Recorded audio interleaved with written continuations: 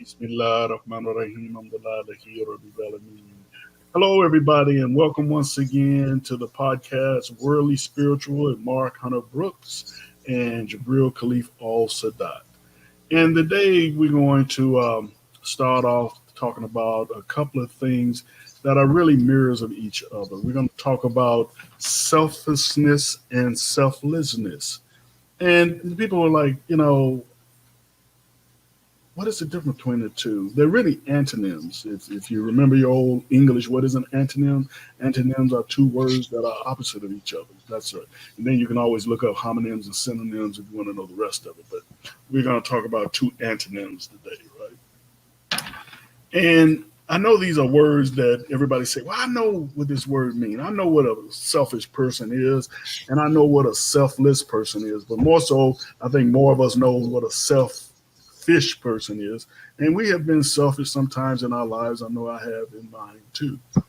But what we should strive to and what we want to be and what we should, set our goal to be is to be selfless. Now, a selfish person is defined as someone who is too much concerned with one's own welfare, right? Or interests, with little or no thought for others. And we've all been that way. There's a, a saying going online, now, and because we now it has to be, one or the other, or it has to be both. That a lot of us in here say, well, we can be selfish and selfless at the same time. Well, no, not really. You can't, because a selfless person is defined as being devoted to others' welfare or interests, and not one's own. So that definition right there precludes the first definition. If you're a selfless person and you're interested in others' people welfare, then how can you be selfish and selfless? You can't, because a selfish person is only interested in their own welfare. In selfishness, you have different kind of characteristics that you got to deal with. You got to deal with loneliness.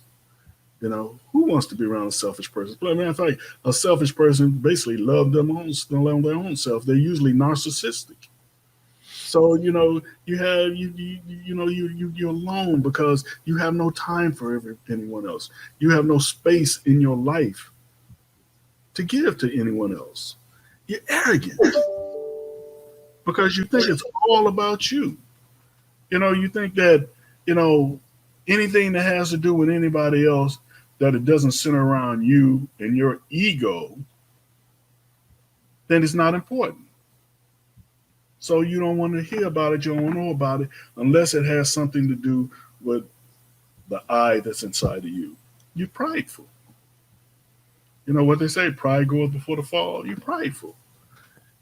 You want things to be a certain way because so it won't go against what you think your life should be like. Yeah. I mean, you see a lot of actors and stuff that are prideful. Go ahead, Mark. Well, I was just going to tell you a little story. It says, how many selfish people does it take to screw in a light bulb? How many? One to hold the light bulb, and the world revolves around them. That's right. That's right. So there you go. So what were you saying about all these actors? And there's a lot of actors that are prideful. yeah. That they get upset. We've heard these stories all the way going back to the silent days where I can't work if somebody else's trailer is bigger than mine. Yeah. Pride. Oh boy. Right? Or, I have to have a certain kind of lighting, and if you like that person better than me, then they're going to look better than me. Or maybe you gave those papers too many lines and they're going to steal the scene. Pride. I love Prideful. it. So you're reminding me of someone who told me a story about an office they worked in. They had 3 floors, and they had managers, directors, and vice presidents on the floor. And the whole office was designed by an architect. Everybody had the same furniture in the room, and the offices were the exact same dimensions on all the floors. The only thing that was different was the color of the corkboard. It was either pink or yellow or lime green. And this lady said, you can't imagine the fights that people had over the color of their corkboard. And it was all because of pride, and all because of, they wanted to be better than somebody else. Yeah. And that just kind of goes to how meaningless it is for all It's this. it's true. I mean, and I can tell you from personal experience. Don't look at me and don't listen to me and think that I'm trying to separate myself. I was a chef for 30 years. Chef is just a glorified cook. They went into this. I remember somebody went into this luxurious hotel dining room, and the man ate the best meal that he wanted to eat and that he ever tasted. So he wanted to meet, who had cooked this meal. So they took him into the back room, and there was this black guy and there was this white guy standing up there. So he eats. So the manager introduced him to this black guy, and he said, "Who are you?" And the black guy said, "I'm the head cook." And he said, "That was the greatest meal that I ever tasted." And he asked the white guy, "Who are you?" And he said, "I'm the assistant chef." So that just goes to show you, you know, we get caught up in our pride. We get caught up in our titles. When I was a chef, I thought I was the greatest cook in the world. You couldn't tell me anybody could outcook me. And especially like in Chicago, when I was in the Chefs Association, the American Culinary Federation, and we had all these great chefs that worked in Chicago, and we would get together and we would have a banquet, and everybody would cook a different dish, and you would all try to outcook each other because you just knew that nobody could do it as better. And that's one thing that I don't miss about being a chef or a cook, because now I say I was a cook for 30 years. I wasn't a chef. A chef is just a cook who's in charge of a kitchen. That's all. But I was a cook for 30 years, and I don't miss having the pride and the ego that I had in that, to believe that my food ruled the world. And unfortunately, to be a great chef, you have to have that attitude. Now I've met some that were humble, but a lot of them I met, they were arrogant and prideful and boastful. So I know about that. Another thing that selfish people do is they lie. Just like I used to lie about my food, because I know there's nowhere in the world I could have been the greatest cook in the world. So that's a lie. So they lie. You know, they lie about I can't get into this trailer because this actress will say I can't get in this trailer because this trailer's too small. I can't breathe, and so when it's perfectly fine.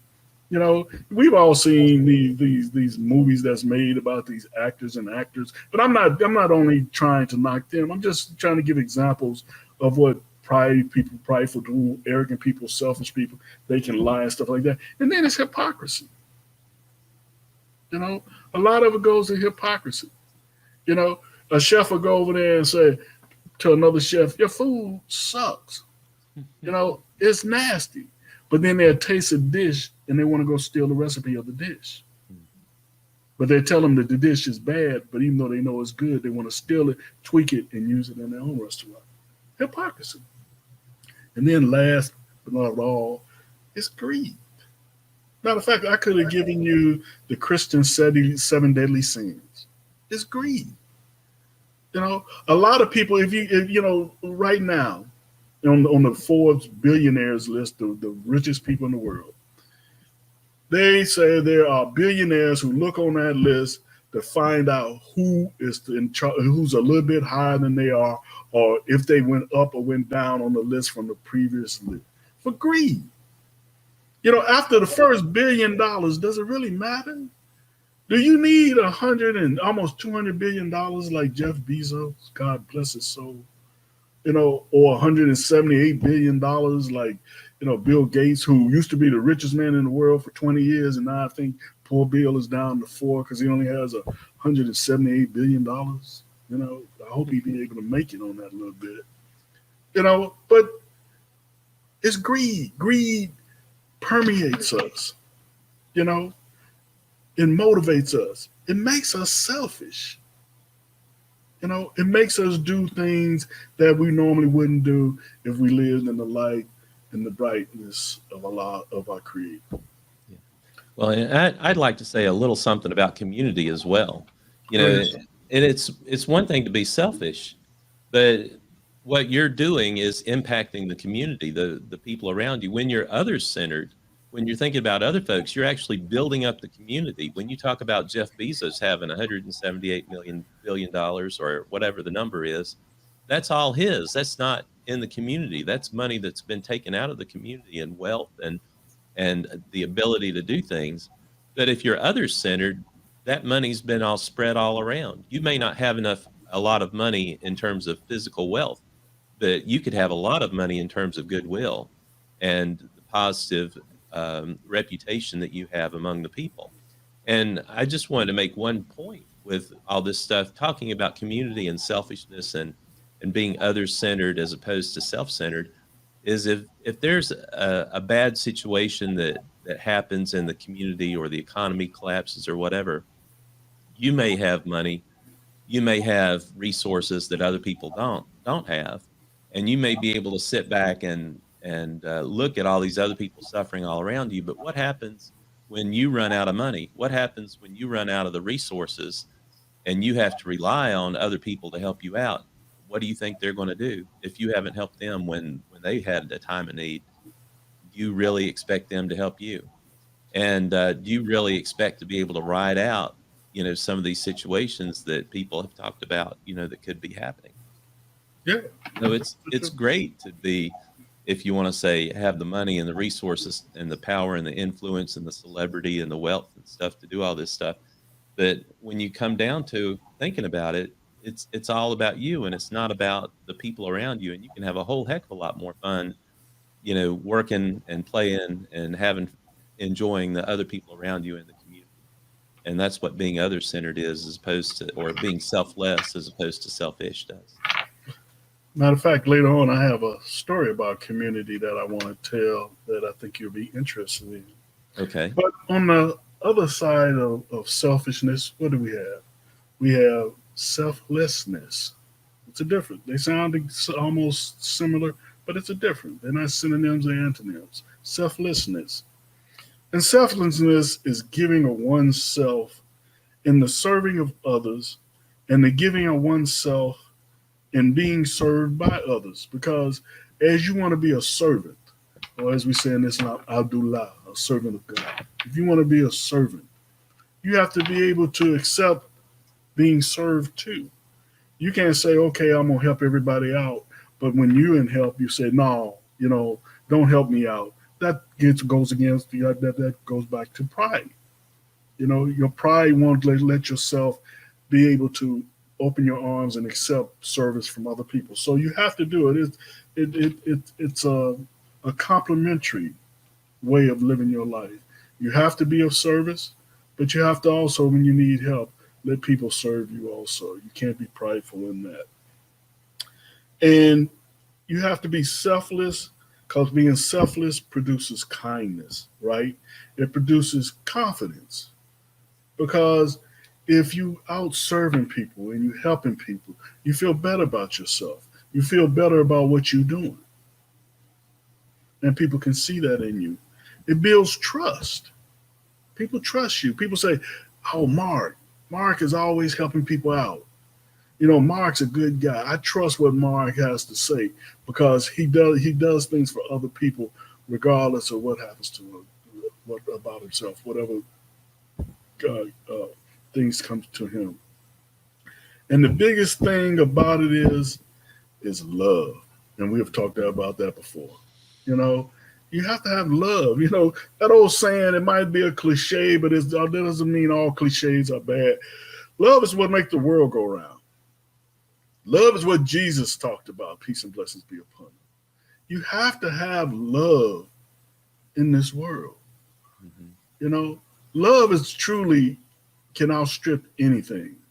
I believe that in my heart. And I know, I'm not even going to say I believe it. I know it. I know if you have a loving heart, that you can overcome anything and anybody in any circumstances. Because to have a loving heart, you have to have a God-centered heart. And I don't mean you can't be an atheist and not have a loving heart, because like I said, you don't have to name a person or a thing to have a loving heart, but it still can be a God-centered heart, a creator-centered heart. It's something that's inside of you, as the divine inside of us, that moves us to have empathy and compassion for other people. There was a writer named Robert Greenleaf, and he wrote an essay talking about how to develop servant leadership. Mm. And he said the servant leader is a servant first. It brings with a natural feeling that one wants to serve first. Then the conscious choice brings one to aspire to lead, and that optimizes selflessness.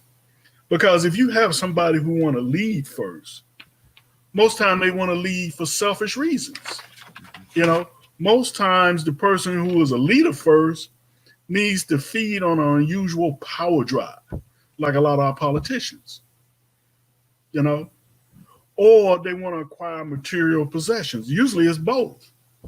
A lot of our politicians, they go into politics and maybe they start off humble, but then they end up, you know, rich. Look at our last two Democratic presidents. And I'm not knocking them. I'm not saying everybody should die like, President Grant. If you don't know the story, President Grant was dying of throat cancer. He had no money. So Mark Twain came to him and said, write your autobiography and you will have money to take care of your family after you die. So, that's why after Grant, Congress voted in these stipends for our presidents because Grant died poor if it wasn't for Mark Twain and the selling of his autobiography. So, I'm not knocking him, but Clinton came out of Hope, Arkansas. He had no money. He was a country lawyer. He was a governor, which they paid him no money. I think Hillary Clinton was working corporate law. She was making more money than he was. But then when they get out of being president after 8 years, he's rich. Barack Obama. I know I didn't forget about him, right? He was what is it called? A community organizer. Yeah. Community organizer in Chicago, making no money. If anybody ever been in Chicago on the South Side and nobody community organizer, he didn't make any money. His wife was working for the city of Chicago as attorney again, and she was working for the University of Chicago in the hospital system as their attorney, corporate attorney. She was making more money than he was. He spent his 8 years in office. Now he got a big home. He barely could buy the home that he had in Chicago on the South Side, but now he has a big home out in the Hamptons. Okay, they went in there, they got power, they got possessions. Now they have material wealth. They say this is the capitalist system, but if you're a servant, you're there to serve other people. You're not there to serve yourself. I'm not knocking it. I'm just saying, again, when we talk about selfishness and hypocrisy, hypocrisy has a lot to do with it. Greed has a lot to do with it. This is not selflessness. A selflessness person gives of themselves and takes nothing, Yeah. right? And they have the selfishness to aggrandize themselves, what we were just talking about, to make themselves more than what they are, and that's what you do with that. And go ahead, Mark. Well, I was going to ask a question is how do you convert a selfish person to a selfless person? But I How do have you to, make someone who's been selfish all their life and make them more selfless? And then how do you keep them selfless once they decide to become selfless? well, I'm gonna ask you a second question first, and then the first question second. If a person was selfish and they become selfless, they will not revert back because they will see the beauty in it Hmm. of giving of themselves. They will see the beauty in the helping other people, and they will not want to go back and be that person they was before. Now, how does a selfish person become a selfless person? It's all up to them. They have to look inside of themselves. And as we get more and more into these different podcasts, I'll talk about this how people have to look inside themselves and they have to find that divinity inside of them, even if you're an atheist. Hmm. You don't have to call it divinity, but it's that something inside of you, that spark inside of you, that thing that whispers to you in the night, whether we want to hear it or not, that tells you of your better self. of your higher self. And that's how. But what we can do externally is that we can make opportunities and we can give examples of how it is to give and to serve and to be a servant. And if a selfish person sees that and understand that, at first they'll probably call you a fool. But I always found out, especially when I was, a head cook, is that when I went into a kitchen and the kitchen was dirty, I wouldn't yell at the other cooks, about you need to clean this mess up and blah, blah, blah, blah, blah. I would take a rag and I would start cleaning. And first I would clean my spot. And then I would clean another spot. And sooner or later, when I looked around, guess what? Everybody else was cleaning too. That's how you turn a selfish person into a selfless person. You don't berate them. You don't lecture to them. You don't preach to them. You show them. And it might take some time. I'll give you a perfect example. I don't know if I told you this, Mark, or not. When I walk down the street, some of my neighbors, I would say, how you doing? Walking with my wife. They'll never say a word to me. They turn their head. And like if I ask them for some money, it looks like I asked them for some money, boy. They running, boy, So, we'll see them again. Me and my wife, I said, how you doing? They do the same thing. Third, fourth, fifth time. And my wife said, why you always, keep speaking to these people? Because one day when we walked down the street, I said, how you doing? You know what they say? I'm all right. How you doing today? Yeah. And my wife like, whoa, they spoke to you. I'm like, yes. Because they know I was sincere about what I was saying. Every time I see them, I'm sincere about trying to find out how they do. Yeah. And we start a conversation. Go ahead. That's great. Well, I was, as you were talking, as we were doing this podcast, I was sitting there thinking, the best time to reach someone who's selfish is when they're in the middle of a crisis. You've seen, these politicians who have taken these big falls, where things have been revealed about them for overspending or breaking the law or whatever. And it's almost like everybody in the country just dumps on them, is they're just so bad, they're so mean and all like that. But if you think about it, that's the best time to reach someone who has led a selfish life. Is you look at them when they're broken, when they've looked inside themselves and say, I don't like who I am. I want to change. I don't like what I've done. I want to do something different. But a lot of times people are just so dead set against them. They're like ready to get their pound of flesh back for all the pain and the suffering that this person has inflicted upon them, that they don't want to give them an olive branch or to say, this is okay. The key is forgiveness. They don't want to forgive. That's the specific time to forgive if you want to change someone's heart. That's what I was going to get at, is to make somebody selfless as opposed to selfish. You have to be able to forgive and restore people.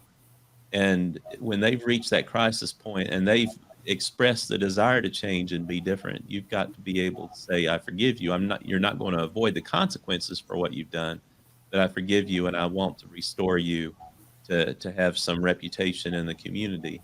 And that's a way you can turn somebody around from being centered on themselves to being centered on other people, is to give them a little bit of goodwill for it. I understand what you're saying, but I believe that's a Christian concept. Yeah. I look at, it's easy to want to change when you're down low. Yeah. It's more difficult to want to change when you're up high. Absolutely. The reason why you should change when you're up high is because you can truly mean that. Because when you're down low and you don't have anything else and everybody's against you, it's easy to sit around and say, oh, I changed. I'm different now. Most times they're just lying. Most times they don't mean it. When the thing about change is you have to look into a person's heart. And when people are at their lowest ebb and they holler about they want to change, you really have to look closely and deeply in their heart to see that they want to change. It's just like a drug addict.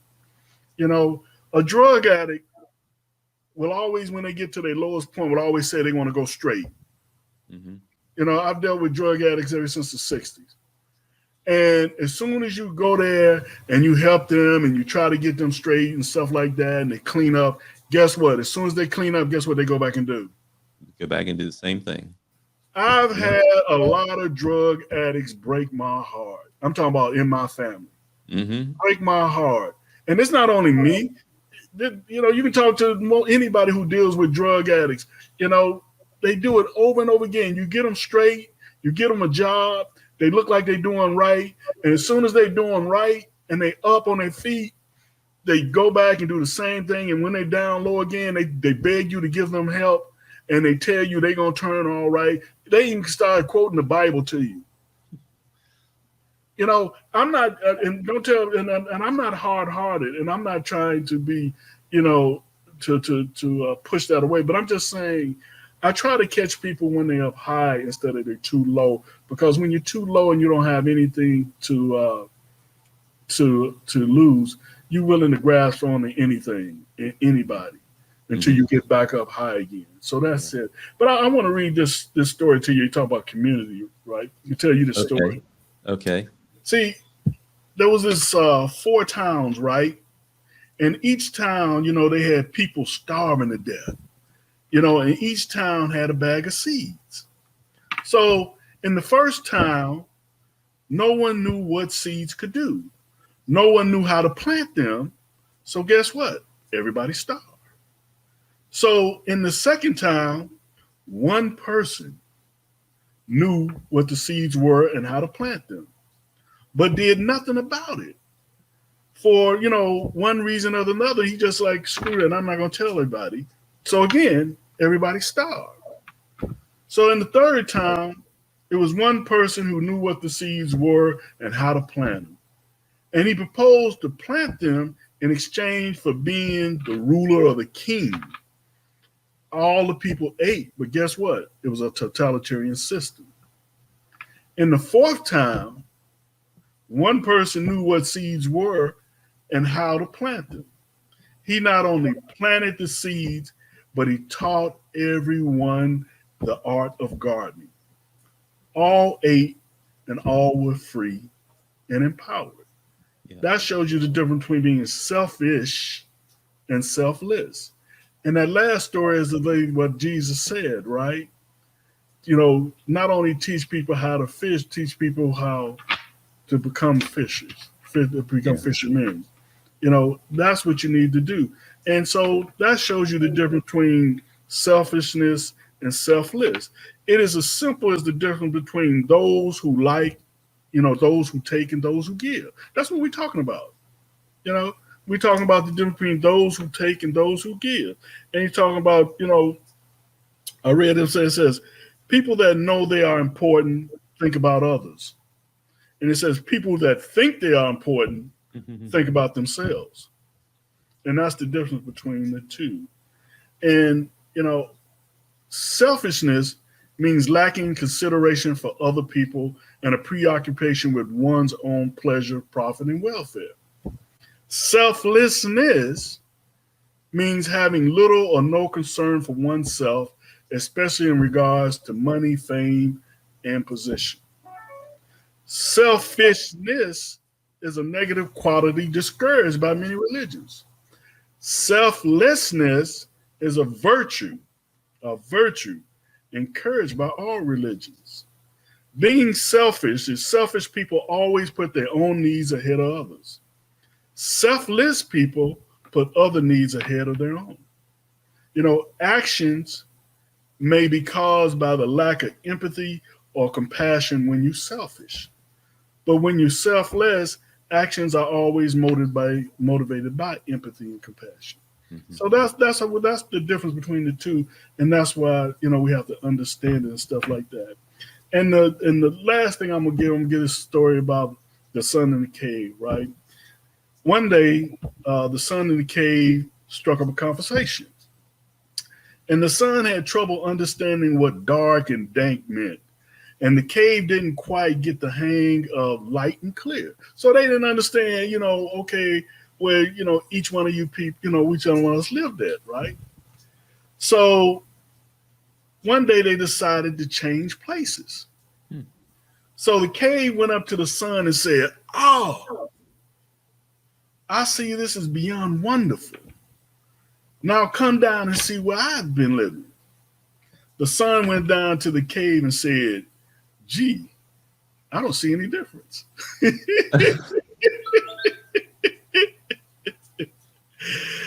And there's a moral to that story that shows you that the cave could understand and have empathy because he could see the gloriness of the sun. But because the sun was up there and rich and had all this light and stuff like that, when he came down to the cave, he seen no difference There you go. because he didn't have to live there. There And you that's go. and that's the difference between selfishness and selflessness. And this is Jabril Khalifa Al Sadat, and I have to say goodbye. And this is Mark Hunter Brooks too. And I hope you've enjoyed Worldly Spiritual. We'll talk to you next time. Take care. Salama.